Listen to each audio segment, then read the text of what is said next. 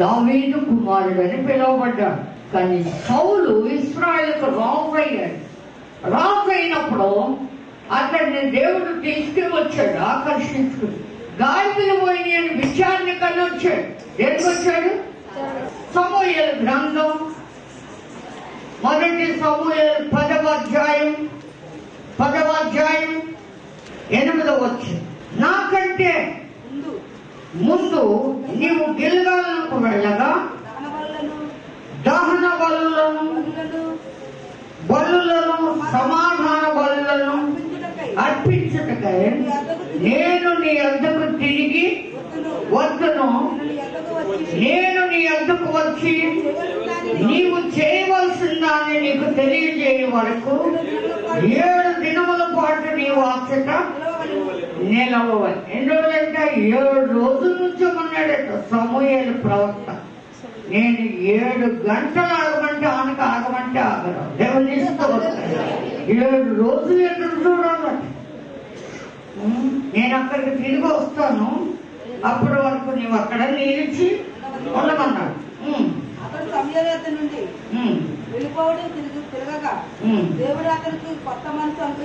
దేవుని స్తోత్రం.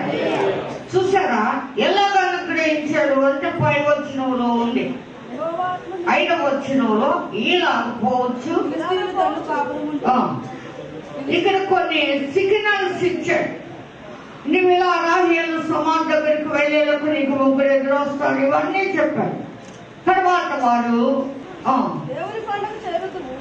ఇలాగ పోవచ్చు. ఫిలిష్తీ దండు కాపువారును దేవుని కొండకు చేరుదు. అక్కడ ఊరి దగ్గరకు రాగానే స్వరమండలము, తంబూర, సన్నాయి, సితార వాయించువారు ఉన్నతమైన స్థలములకు ముందు వచ్చే ప్రవక్తల సమూహము నీకు కనబడును. వారు ప్రకటన చేస్తూ వస్తురు. యెహోవా ఆత్మ నీ మీదికి బలముగా దిగి వచ్చును. దేవునిస్తూ ప్రవక్తల గుంపు అక్కడ ఉంది.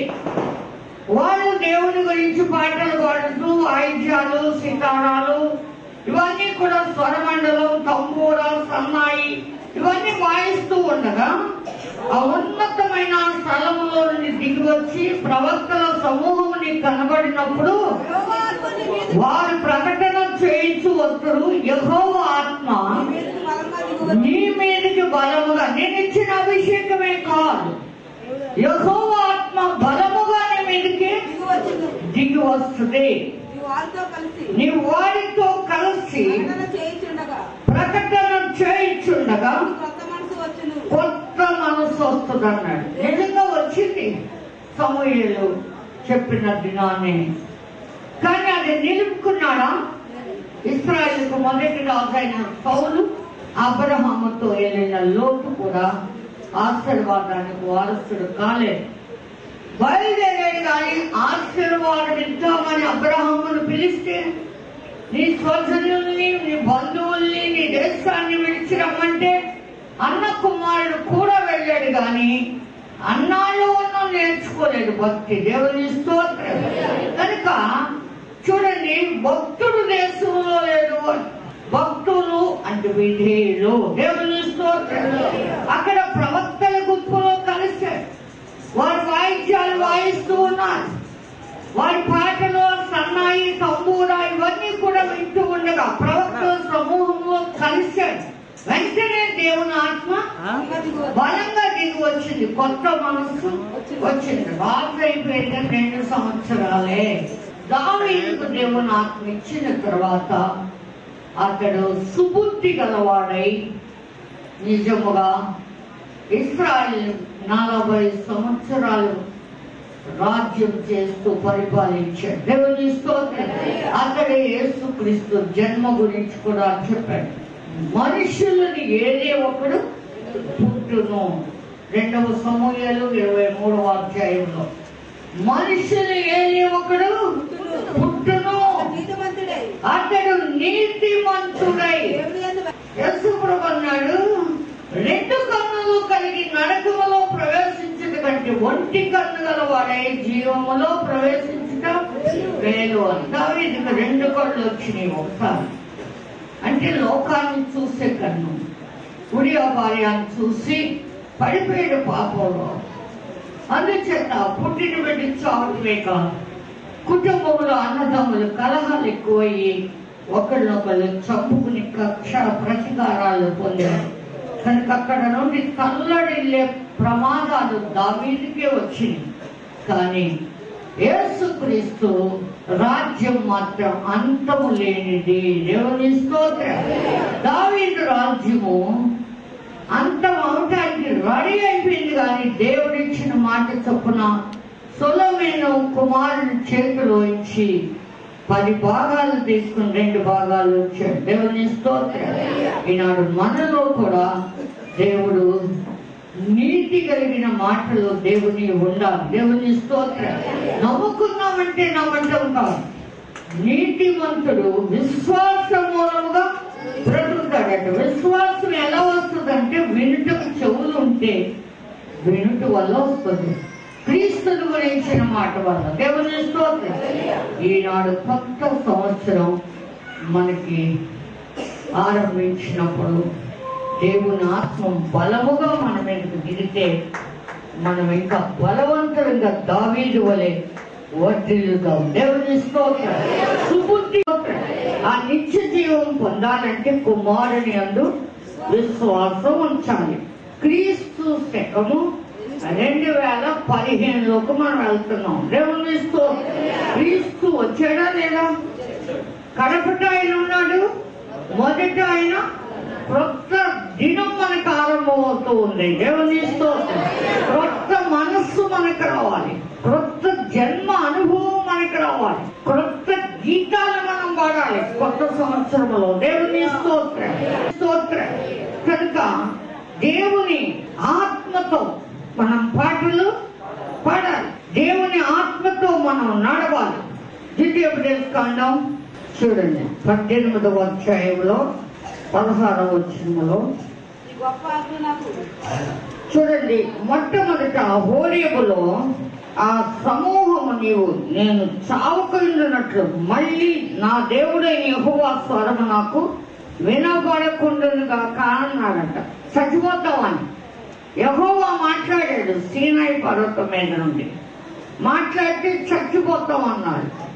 అందుకని ఏం చేశాడు? ట్రాన్స్ఫర్ అంటే క్రీస్తులో ఉండి బోధించాడు.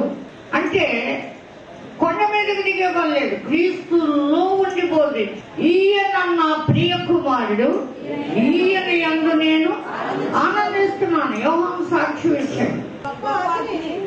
ఈ గొప్ప అగ్ని నాకు ఇంకా కనబడకుండునుగాక అని చెప్పింది.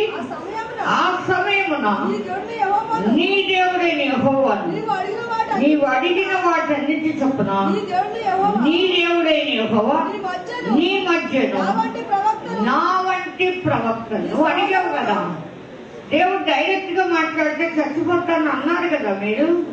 అందుకని నా వంటి ప్రవక్తను నీ సహోదరులు నీ కొరకు పుట్టించును, ఆయన మాట నువ్వు వినాలి. యెహోవా మాట ఆదాము వినలేదు గాని నీవు ఆయన మాట విన్నా. లాంటి నరుడు గాని ఈ లోకానికి మీ సహోదరులోనే పుట్టిస్తాడు అని చెప్పాడు. దేవుని స్తోత్రం. మరి యెహోవా నాతో ఇట్లను వారు చెప్పిన మాట మంచిది, వారి సహోదరుల్లో నుండి నీ వంటి ప్రవక్తను వారి కొరకు పుట్టించదను. అతని మాట అతని నోట నా మాటలు ఉంచదును. నేను అతనికి ఆజ్ఞాపించినది యావత్తు అతడు వారితో చెప్పును. దేవుని స్తోత్రం. యేసు ప్రభు నేను ఒక కొత్త ఆచరిస్తున్నాను అన్నాడు. మీరు కొత్తగా జన్మించాలి అన్నాడు. మీరు మారు మనసు పొందాలి, పరలోక రాజ్యం సమీపించింది అని చెప్పాడు. దేవుని స్తోత్రం. మీరు వాగ్దానాత్మ కొరకు కనిపెట్టండి. అపోస్తలుల కార్యం 1:4 నా వల్ల విన్న తండ్రి యొక్క వాగ్దానము కొరకు కనిపెట్టండి. యోహాను నీళ్లతో బాప్తిసం ఇచ్చాడు, కానీ కొద్ది దినముల్లోగా మీరు పరిశుద్ధాత్మలో బాప్తిసం పొందుతారు అన్నాడు. ఈ కొత్త సంవత్సరంలో కొత్త మనస్సు రావటానికి దేవుని ఆత్మ పౌలు మీద దిగింది, దావీదు మీద కూడా దిగింది. దావీదులో 40 సంవత్సరాలు నివసించింది. యేసుక్రీస్తులో చివరి దినం వరకు నా ఆత్మ నీ చేతికి అప్పగిస్తున్నాను. క్రీస్తు ఆత్మ కలిగి మనం తండ్రి అని మొదలుపెట్టడానికి దేవుని సన్నిధిలో మనం ఉన్నాం. ఈరోజు కొత్త సంవత్సరం కొరకు కనిపెడుతున్నాం. దేవుడి వాక్యం దీవించుగాక. ఆమేన్.